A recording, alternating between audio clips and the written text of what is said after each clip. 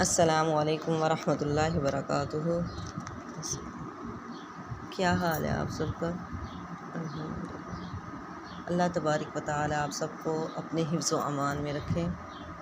نحمدہ و نصلی علی رسولہ الکریم، اما بعد، فاعوذ باللہ من الشیطان الرجیم، بسم اللہ الرحمن الرحیم۔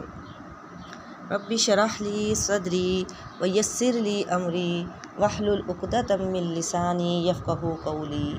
رب زدنی علما، اللہم زدنا علما، اللہم فقہنا فی الدین، اللہم انا نسألک علما نافعا ورزقا طیبا وعملا متقبلا۔ آمین۔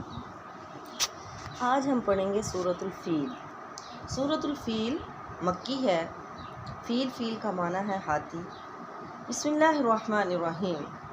علم کیا نہیں ترا تو نے دیکھا، کیفا کس طرح، فعل کیا، ربک تیرے رب نے بھی اصحاب الفیل ہاتھی والوں کے ساتھ۔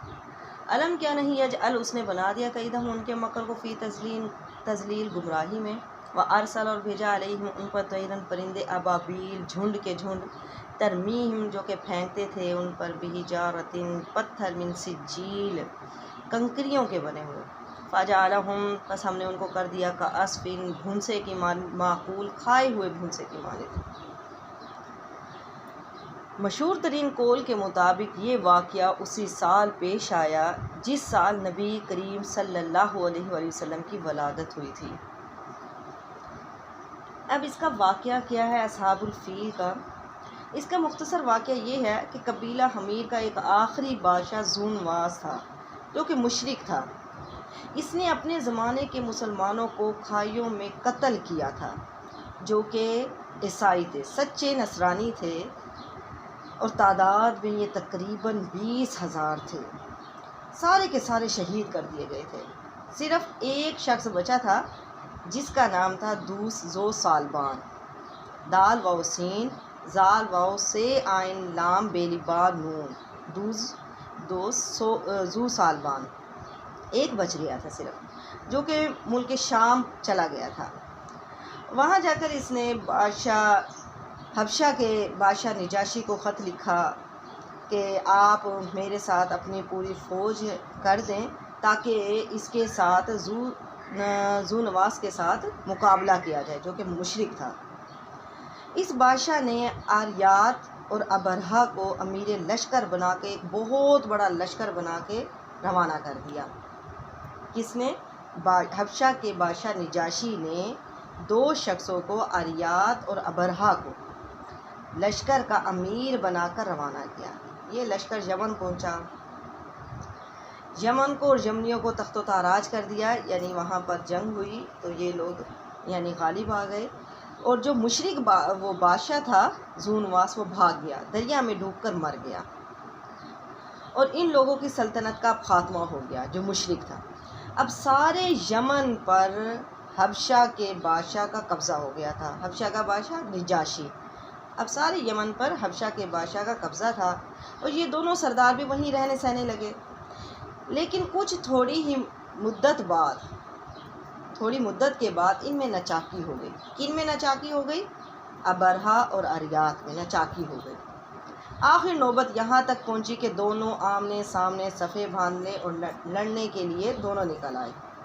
پھر ان دونوں نے آپس میں بات کی کہ ہم فوجوں کو لڑانے اور لوگوں کو قتل کرنے کی کیا ضرورت ہے، چلو ہم اور تم دونوں میدان میں نکل آتے ہیں، ایک دوسرے سے لڑ کر فیصلہ کر لیتے ہیں، جو بچ جائے گا وہی ملک و فوج اسی کی ہوگی، وہی حکومت کرے گا، وہی بادشاہ ہوگا۔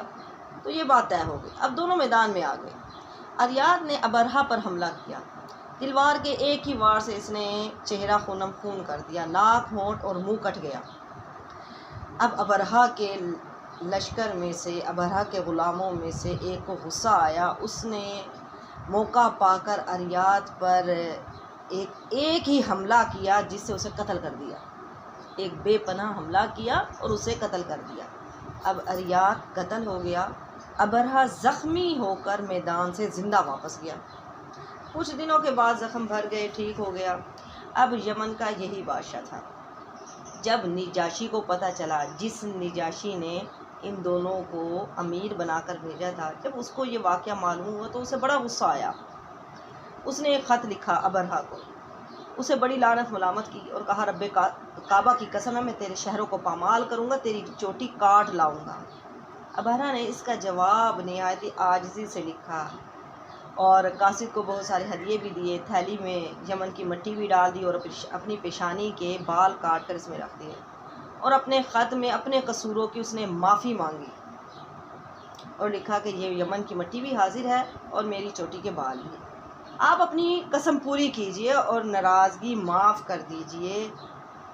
اس سے جب یہ خط بادشاہ کے پاس پہنچا، حبشہ کے بادشاہ نجاشی کے پاس پہنچا، اس نے جب وہ خط پڑھا اور یہاں کی سرداری اسی کے نام کر دی۔ جب اس نے خط پڑھا تو وہ خوش ہو گیا اور وہاں کی سرداری پھر اسی کے نام کر دی۔ اب ابرہہ نے نجاشی کو خط لکھا کہ میں یہاں یمن میں آپ کے لیے ایک ایسا گرجا تعمیر کروا رہا ہوں کہ اب تک دنیا میں ایسا نہ بنا ہو۔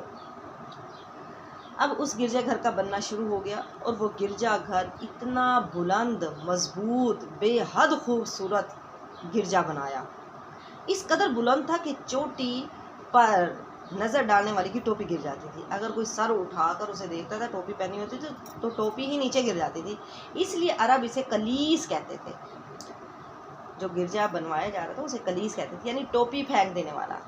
اب ابرہہ کے ذہن میں یہ بات آئی کہ لوگ جو خانہ کعبہ کا حج کرنے کے لیے جاتے ہیں، طواف کرتے ہیں، اب میں نے جو اتنا بڑا گرجا بنوایا، اتنا خوبصورت اور بے حد مضبوط جو ہے، بہت مضبوط، تو لوگ ادھر آ کر کیا کریں۔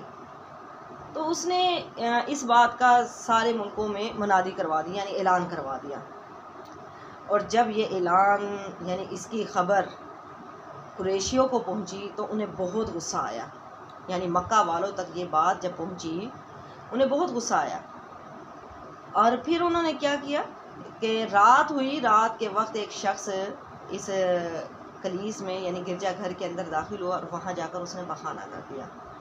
چوکیداروں نے جب یہ دیکھا تو بادشاہ کو خبر دی اور کہا یہ کام قریشیوں کا ہے، کیونکہ آپ نے ان کا کعبہ روک دیا ہے، لہٰذا انہوں نے جوش میں آ کر، غصے میں آ کر یہ حرکت کی ہے۔ تو ابرہہ نے قسم اٹھائی کہ میں مکہ پہنچوں گا اور بیت اللہ کی اینٹ سے اینٹ بچا دوں گا، اور ایک روایت میں یہ بھی آتا ہے کہ کچھ نوجوانوں نے، قریشیوں نے اس گرجا گھر میں یعنی گرجا میں آگ لگا دی تھی، اس وقت ہوا بہت تیز تھی اور سارا گرجا جل گیا اور منہ کے بل زمین پر گر گیا۔ اب ابرہہ نے بہت بڑا لشکر تیار کیا، اپنے ساتھ لے کر مکہ پر چڑھائی کی تاکہ کوئی روک نہ سکے، اپنے ساتھ ایک بڑا اونچا موٹا ہاتھی لیا جس کا نام محمود تھا، جسے محمود کہا جاتا تھا، اور حبشہ کے بادشاہ نے یہ ہاتھی اس کے پاس اسی غرض سے بھیجا تھا، 8 یا 12 ہاتھی اور بھی تھے۔